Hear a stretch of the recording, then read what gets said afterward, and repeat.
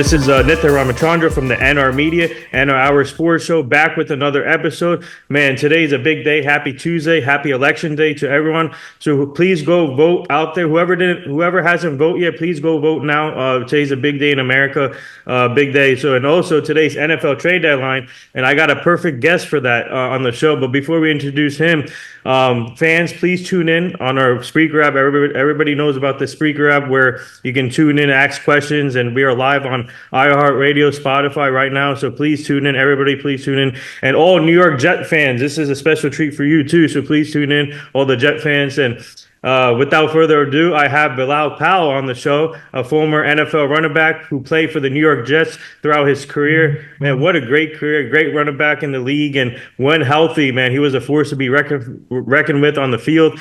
He helped out a lot on the Jets offense, and I call him the Swiss Army knife. He can do multiple things on the field. So yeah, he had a great career, and then now he's doing big things off the field. He does a podcast. He has a foundation called the 29th and 9th Foundation. And he does a lot of, he coaches football too, so which we'll get to. So Bilal, I just want to say thank you for joining the show on a big day. And how are you and your family doing today? We're doing well. And like you say, it's definitely a big day, election day. So please go vote. The trade deadline, something that's very important to a lot of guys around this league.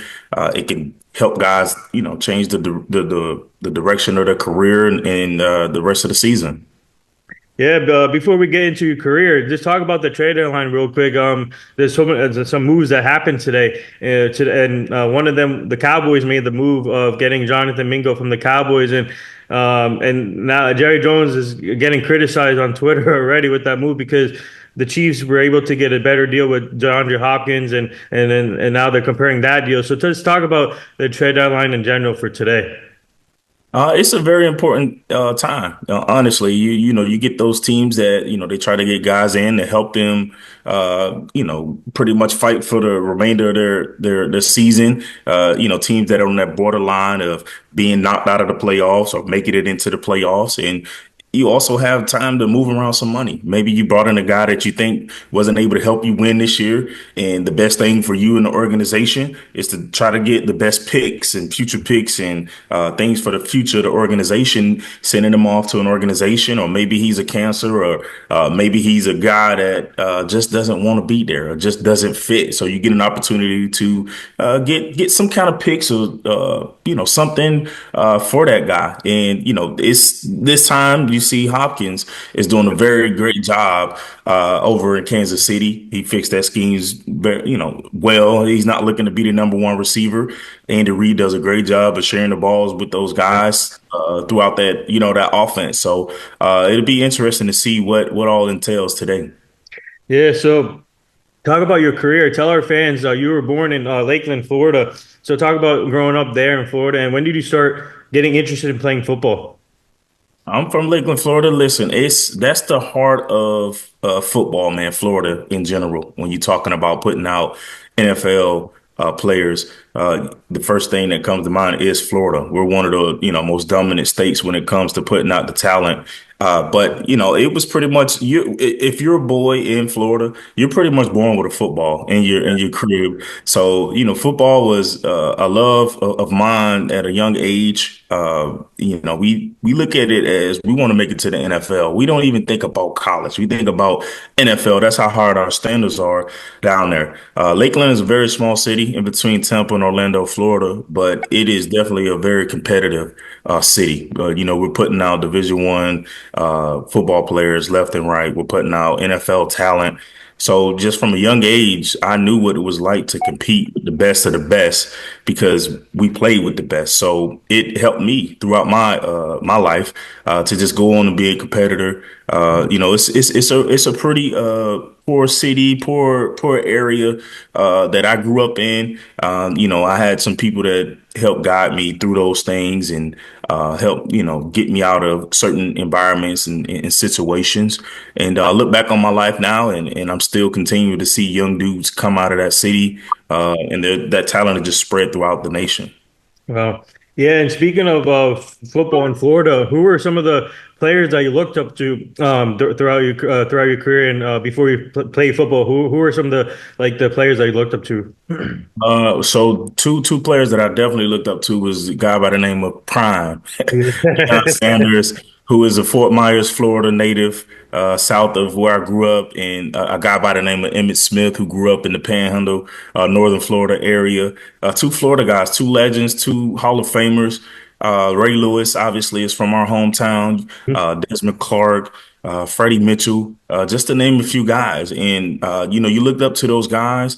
No, and at that time growing up, I didn't even realize and understand that it was a Florida thing. It was just those were the best guys in their position as Yeah. I was coming up. And obviously different eras when Emmitt Smith and Dion, and then getting a chance to see Ray Lewis and then playing against Ray Lewis in Mhm. his last year with the Ravens. But those are the guys that I looked up to growing up. Yeah, that you can't go wrong with that with those names. Evan Smith and all, man, what a legend too.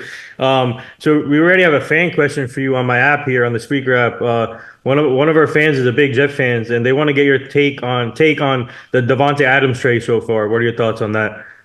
I think it's a good trade, and you saw the first game that he had, being traded, coming in almost the middle of the week and being thrown into the fire. I think now he's gonna get settled in. I think he's gonna kind of get that chemistry back with Aaron Rodgers. Listen, he's not looking to be number one. You Yeah. have another great receiver on the other side, Garrett Wilson, a young guy. You have a very talented running back group. You have a very loaded and very good defense. I don't think he has to come in and do too much. I think you'll start to see some of the things that we saw between the two guys in Green Bay, as you saw last week. His touchdown catch, and I think that's what he needed to get going. And I think they could possibly turn this thing around if they continue to stay consistent and keep the football off the ground. Because right now they're leading. They're at the top with the most drops in the National Football League. I think if they can eliminate drops, I think you see a different offense in New York. Yeah, so talk about your high school career and before choosing running back or being a running back full time, did you play any other positions in high school? Yeah, so I started off as a cornerback. I was a Okay. cornerback, and then I played a little bit of receiver. We just had dudes that were, upperclassmen who went on to play college football, Division I athletes.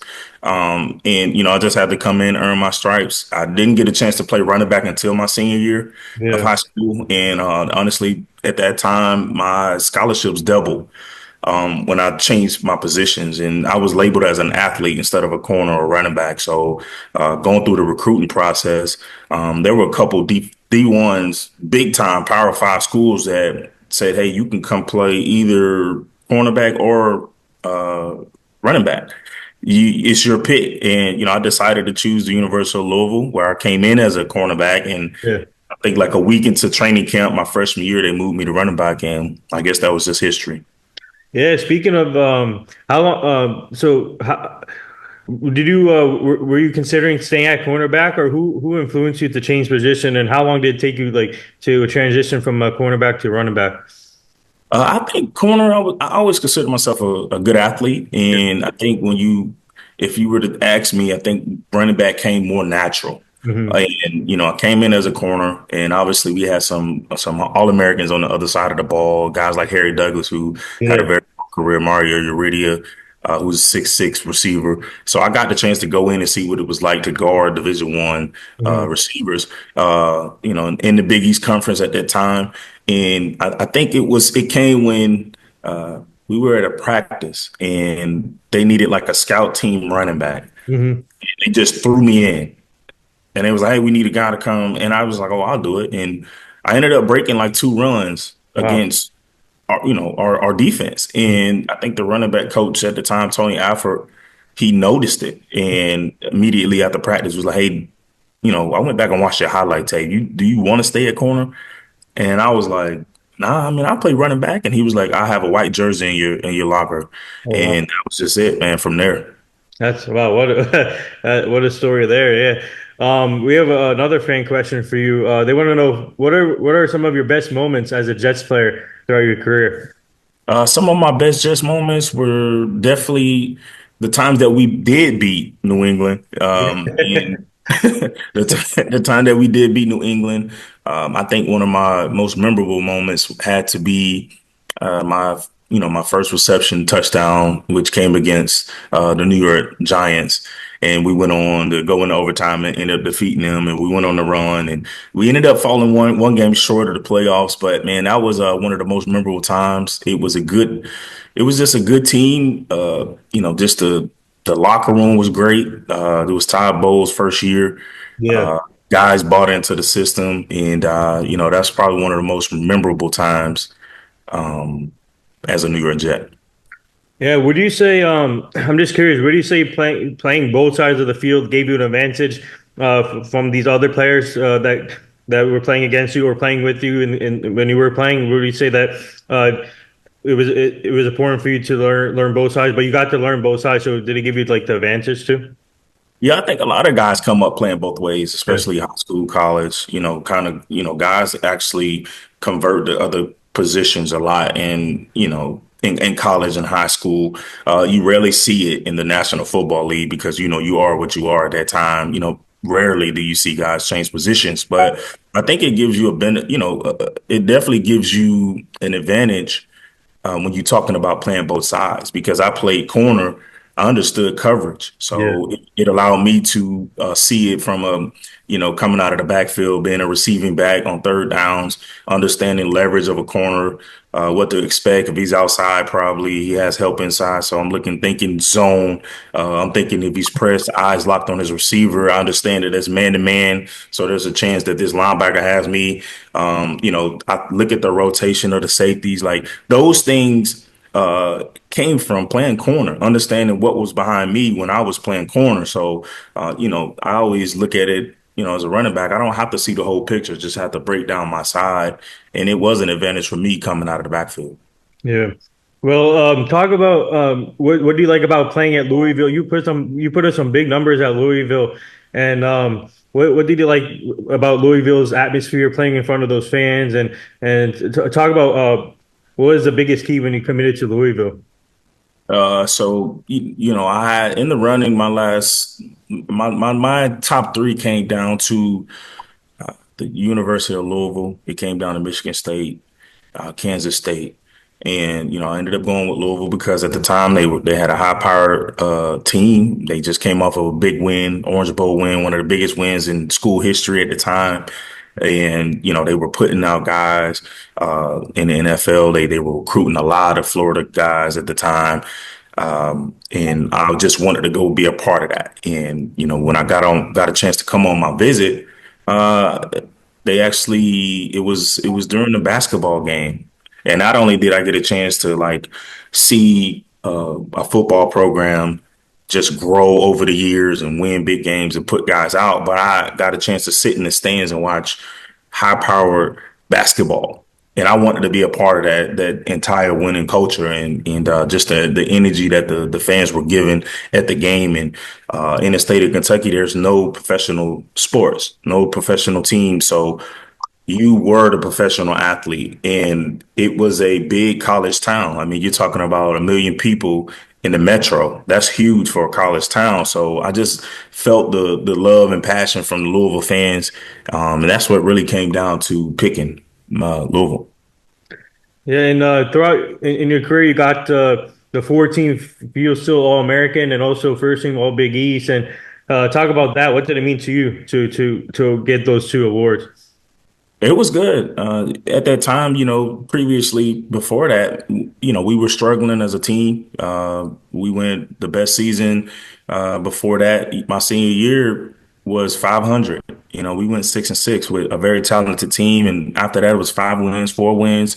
And then the guy by the name of Charlie Strong came in, who Hmm. came from Florida. He won national championships. He understood putting out first round guys and what the energy needed to look like, the attitude needed to look like. And he came in and actually switched my mindset, so to speak. And, he brought in some good coaches. As a head coach, you are as good as your head coach. I mean, your assistant coaches. All right. You are as good as your assistant coaches. I bought into the program. I bought into the system. I had some really good old linemen at the time. One of my guys, Brian Stingler, actually played 7 years in the National Football League. And man, I just put my head down and worked. And, to be named with some of those running backs across the nation, you're talking about Michael James. You're talking about Ryan Williams from VTech. I mean, you had some guys that were in that list, and to see myself on that list, I was like, wow, this is awesome. Yeah, so we have another fan question for you. One of our fans wants to know who are some of the funniest teammates that you played with throughout your career? Throughout my career, I would probably say, I mean, there were some clowns, man. Yeah. This is hard, but I think the funniest dude, man, and I still stay in contact with him, has to be Runtez Miles. Who played I think about 7, 8 years with New York, and we pretty much stay in contact. He was a funny dude, a hard worker, a guy that he wore his hard hat every day, but man, he always had the jokes. And if you know how hard football was, man, you appreciate the laughs that you get with your teammates, and in the locker room and in the lunchroom and just hanging out and chilling. Well, yeah. Talk about the year when you guys won the Brady Bowl, the Beef O Brady Bowl, and you set a single high in rushing yards of 1,405. So talk about that year. That how special was that year? That was fun, and I would say that was probably one of the biggest senior classes we had at University of Louisville. I think we had about 24 seniors, and that was the end of a drought for bowl games. That was actually my first and last uh, bowl game that I played at the university. So to be able to set that standard and that foundation for the guys that came behind us, that was one of the things Charlie Strong talked about, was laying the foundation for guys that came out there. And then all of a sudden you see Teddy Bridgewater come in, you see Lamar Jackson, Devontae Parker, you see all these guys come in because of the foundation that we laid before them, going on to win bowl games and be in bowl games. So to send our seniors out like that in 2010 was a memorable time for me as a Cardinal. Yeah. So after your Louisville career, your dreams changed as you got drafted in the 2011 round four pick 126 by the by the New York Jets. And talk about that draft experience, being with your friends and family, and waiting for your name to be called. And once your name got called, how did it feel coming from the Jets? It was one of those things where I kind of had an idea that I would land in New York, because they were one of the very few teams that showed a lot of interest in me. I Yeah. should. I met with them at the Senior Bowl. I met with them at the Combine. They flew me out for a private visit. So I had an idea that they really liked me. And I think it came down to how much did other teams like me and what pick I would fall at. I was considered to be a second or fourth round guy. Didn't get a chance to perform anything at the Combine. Well, I ran pretty good. I think that was the biggest knock. I ran pretty good, 4.51, but it was a good experience, and it wasn't a big party. It was, very few people were there. My wife actually missed it. She was using the restroom. Mhm. Uh, when I saw a 973 number scroll across my screen, I was like, that looks familiar, because I remember that being the number in New Jersey. And when I called, it was Rex Ryan, and he told me what he told me on my visits. He said, "Hey, I don't need you to be anybody else but Bilal Powell. I don't need 110%. I don't believe in that. All I Mhm. need is your best. Your best is why we are interested in you. We don't want you to come be anybody else but yourself." And I appreciated that. And then he handed the phone to Anthony Lynn, who was my running back coach for 4 or 5 years in New York, and pretty much said the same thing. Come ready to work. And you see all these as a young guy who, I'm hearing my dreams come true, and then passing the phone to the GM and coordinator and the offensive coach and all these things, and it was finally like, wow, like I can't believe this. Yeah. And I shared that moment with some close friends and family, and it was something that I hope a lot of the young men who want to chase that dream, I hope they are able to feel that feeling.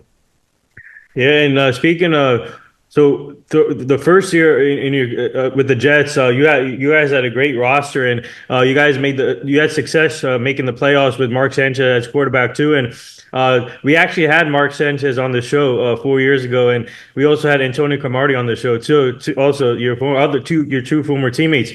So talk about what was it like playing throughout your career with the Jets and making those playoff runs and playing with great teammates with the Jets. Well, I'll tell you this. I missed that playoff run by 1 year. Oh, So that second year that they went to the AFC was a 2010. And that was Mark's second year, yeah, and I came in and my rookie year was Mark's third year, and there was a drought that is still going on there. And I would love to see them break of playoff experiences, but I would say this: I got an opportunity to come in and play with some seasoned veterans yeah, and some guys that were just true leaders, guys that were champions, came from championships teams, guys that had accolades, guys like Darrell Reeves, Cromartie, Bart Scott. I had guys like DeBrickashaw Ferguson, Nick Mangold. I had guys like LaDainian Thomason, Santonio Holmes. So it was one of them things. Even Mark Brunell is a yeah. backup quarterback, guy Hmm. that played 19 years in the National Football League. So I got a chance to really see what it looked like to be a veteran in the National Football League. And my biggest thing coming in was the fact that I wanted to be a sponge. I Yeah. wanted to soak up all the information. I wanted to be able to observe and learn what it looked like and felt like to be a veteran. And that I think that was one of the things that allowed me to go on and play for 9 years in the National Football League. Yeah, we have another fan question for you. One of our fans wants to know what did you learn from playing underneath Coach Rex Ryan? I learned that there's a healthy balance with being a coach now, of young men in high school, that what a coach gives out is what a player is going to receive. Yeah, And there's a healthy balance in being a player's coach and then just a hard cutthroat coach. And Rex Ryan was a guy that he was who he was, man. In the media, he was who he was. When he stood in front of us in a team meeting, he was who he was standing in front of us the night before the game, before we're getting ready to take the field Sunday. He was who he was at all times, and I appreciated it about him. He was a guy that never threw his players under the bus. He always took the bullet for it, and unfortunately, man, we couldn't win for him. And I think and hope he would get another opportunity and coach, because I think a lot of young guys need to see that from him, and experience a Rex Ryan in their lifetime. yeah. So talk about so you were able to talk about being versatile, and you see running backs now being more versatile, catching the ball from the outside or doing multiple things. That's what you did too throughout your career. So talk about what was it like being versatile for the Jets and doing multiple things, catching the ball, and also obviously running the ball and receiving. So, I felt as if I was like kind of like the beginning of that era Yeah. of the three down back. Mhm. It was more power football when I first got into the league, and my third year on, you kind of saw the transition of the different style backs, and I think you started to see more teams go to the committee style backs because it was just so hard to find that one back that could do everything. So I would consider myself being like the kind of like, I wouldn't say I started that era of being the guy that can catch out of the backfield, but I think I in my career, I think I was on the beginning of that era of seeing the backs catch it more out of the backfield and see teams, use and utilize backs out of the backfield, and how the pass run ratio changed from being more pass heavy now than it is run heavy in the National Football League, and being more spread out and going more 11 personnel. So that was something that it was really good for me too, because I would rather touch the ball out in space than run in between the tackles. And I think that's what probably helped me with my career, the longevity of it. Yeah, and speaking of your career, you only spend the whole career with the Jets, and it's rare to see someone spend their whole career with one team. And obviously, Derek Jeter got to do it, Wayne Corbett got to do it. So a lot of players got to do it, but now you see all the player movements moving around to different teams. And how grateful were you in your career to spend with one team throughout your career?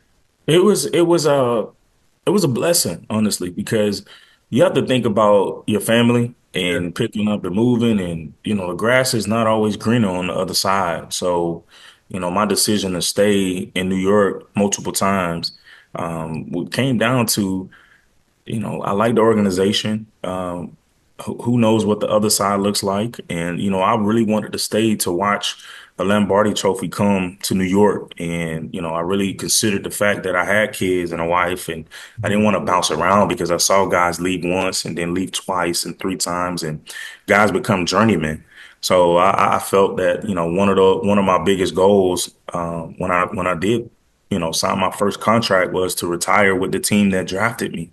It was a privilege to be drafted, so I had that blessing to do it, and I look back on it, and I think it's beneficial now, being that I can go back to New York and be involved with the organization and be involved with the community. Yeah, and talk about we have another fan question for you. One of our fans wants to know what does it mean for you to be a New York Jet and wearing green and playing in front of those fans and being in New York and MetLife Stadium. I will tell you this, you're not going to find more passionate fans than New York Jet fans. And, I will hope that everyone in their lifetime will get a chance to see these guys turn this organization around, myself included now that I retired a Jet, and now I've been a fan now for going on 5 years. And I just want to see them turn it around. For the fans and for people that pay their hard-earned money to come in and watch good football, and fans are very passionate, and listen, it's a love-hate relationship. It's hard for them to love you, but when they love you hard and they appreciate you. And I think looking back on it now, looking at the social media feed and what everyone's saying, I think I have that respect from a lot of fans. And playing for so long in one spot, man, you have a wide range of generations that follow you and appreciate you. Hmm.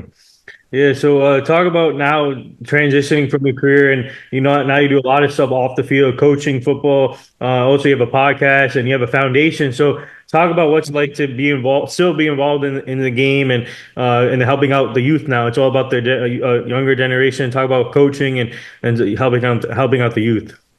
It's big to, there's no greater gift than to give someone something that can't give you anything in return. And that's the youth. That's the future of, our life and the history of, I guess mankind. You always want to pour into the youth because that's who's going to continue to keep doing the things that are in the future. And I love football so much that I want to pour back into guys because I want to continue to see the game thrive and evolve in the future. And no other way to do that than to coach young men to get them the knowledge and understanding of football that I never had going out. That not too many times you're going to have a coach that played in the National Football League for 9 years and give his personal experience to you and coach you and be hands on and really teach you how to get to the next level and the level after that. Right now, being involved with the community as well, not only just at the football facility, but in the community, seeing kids that are less fortunate, and that comes from my personal experience of growing up in poverty, giving people the opportunity and bringing awareness to things that I wasn't taught and I wasn't aware of. And one of the biggest things that I think a lot of people never talk about is mental health, and that's why I founded my foundation. And I'm able to really speak on personal experiences, and I'm able to provide services for people who aren't aware of those type of things. So, and I get a chance to coach my son for a couple years and watch him come up and teach him the game. So, my life is pretty much a blessing, so to speak. Yeah, speaking of your son, tell our fans what the scouting report on your son Tavis, pal.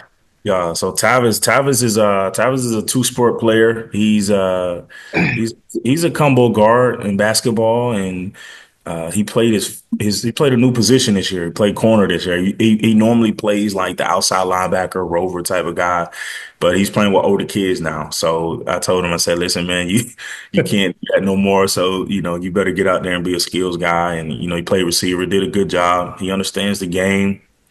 He's well coached. He's very coachable. I think any coach would be. Uh, I think they'll be acceptable to coaching him, wanting to coach him, because when he's coaching, he's making eye contacts. He's not talking back. You tell him one time, he corrects it, and you never have to question his effort. And that's one of the things that came from me. Never have to question his attitude or anything like that, and that's all you can ask for as a coach. And he's been pretty successful, and I'm excited to see where his future goes as he continues to become into his own. Yeah, and speaking of, talk about your foundation, 29th and 9 Foundation. Tell our fans, how did it get started, and what's it like to have that, and where can our fans find that, and like help out with the foundation?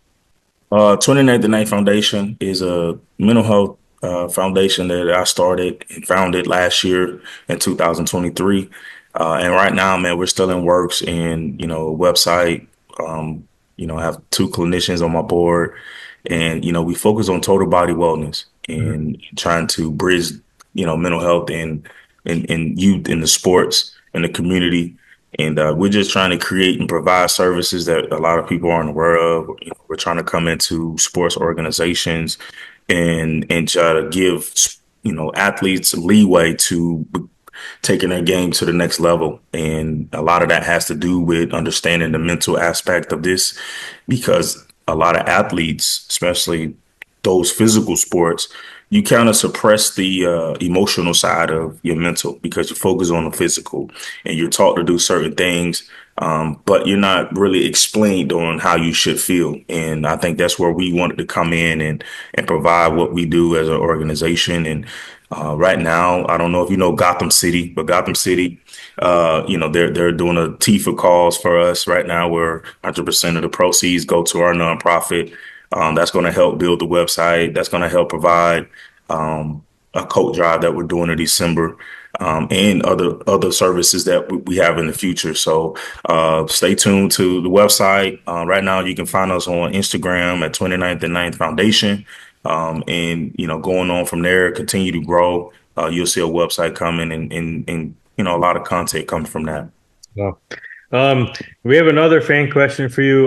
They want to know, what do you like about the running back room? They have Brees Hall, and now they have Brandon Allen, the rookie. So talk about the running back room, and what do you like about the Jets going into the future when it comes to running backs? I like both of the backs, and I think they both bring a different dynamic to the system. I like to sometimes see them out there at the same time. I think that's you have Brees Hall, who I think is a little more versatile than Braylon Allen. But Brees is a guy that can go 90 yards on a 5-yard check down. You got a guy like Braylon who's 230, who is, man, when he hits the hole, he's falling forward for 4 or 5, being efficient in the run game. And I think it's just hard for defensive coordinators to kind of game plan for those guys. And then you pair that with a very talented Garrett Wilson on the outside, and now Devontae Adams. I think it's one of the things that keeps the defensive coordinator on his toes. And those two backs, I think, could play a very long time in his league if they stay healthy. Braylon Allen and Brees Hall. Yeah, I want to get to your podcast. You guys do a podcast on Believe Network, I believe. Believe podcast. So talk about that. What's it been like for you to be part of that also, and talk about the Jets every week, and talk about other topics also. Honestly, it's fun, man. I have a co-host, Rami Levy. He's a New Yorker. He's young. He's hungry. He loves sports, and he brings a different energy, man. We bring two different dynamics to the show. He's coming on smoking, and I'm gotta like reel him back, and two different personalities. But it's been good talking about the organization, and kind of giving insight on what I see and what I think could happen and should happen. Yeah. And most of the time, I'm kind of correct. I'm not saying I'm 100% correct, but just looking at it and, just analyzing it as a former player, and then having a guy who is from a, different era of it and watched me play. He grew up watching me play. So, hopefully we can get it right. And, can't be too biased. You still have a job to do. Yeah. So, as a former player and as a guy that still have a relationship with some of those guys, I have to be very careful with what I say, but I also have to be honest. And it's been pretty fun now. Like I said, man, Rummy brings a different energy to it. And if you haven't heard it, man, go subscribe. Like I said, it's on Believe Network. Believe in Jets with Rummy Levy and Bilal Powell. Yeah, shout out to Remy because actually we connected with your co-host a couple years ago and on social media, and he does a great job. We've been following him for a while, and he does some work for WFAN also sometimes. And what a great kid, man! He's like everybody in this business, whoever's passionate about it, that we can just keep going, and he's been working hard. Yeah, definitely a hard worker. He's Yeah. always on. And you mentioned family, and we're big into family also. So talk about what was it like to have your family behind your back from day one throughout your career, and then obviously the traveling, with going to, like for road games, and talk about like your family being behind your back since day one. Throughout your Just my wife being a stay-at-home mom, and I'm going all day and going over the weekends during the season. That's hard work, and we kind of grew up together in New York, man, as young adults, and our first time experiencing the NFL lifestyle and everything that came with it. We experienced that together. So, we went through a learning process together as young adults, and now having that experience and being able to, install all of that stuff into our kids today. And I think you can see it with them and what they do in school, what they do around, other people, how they act, the mannerisms and their grades and, their skill set. So my wife, she held it down for a very long time. And, to have my son grow up in that and be in the locker rooms and on the sidelines and see these guys, that's something that he can go on and share to, his son or his kids as he get older. And I created relationships with guys over almost a decade of football that allows me to reach out to guys now when he's ready to go and get recruited for college or he's ready to go on to the National Football League that I can call and connect him with. And, it's all about networking. It's all about who you know. And I tell him that all the time. The higher you go, the smaller the numbers get, but the larger your network is. And, yeah. and that's what I tell him all the time. And I made sure that my character was clean, that I always made sure that was my number one thing, that it was nothing on my name. So when I do pick up the phone call, there's some respect with guys reaching out. I think I took him to the Super Bowl. No, I took him to the Combine 2 years ago, and Kevin O'Connell walked up, Oh wow. and I played with Kevin in New York, and he was like, "Dad, that was Kevin." I was like, "Yeah, I know Kevin, man." And he was like, "What?"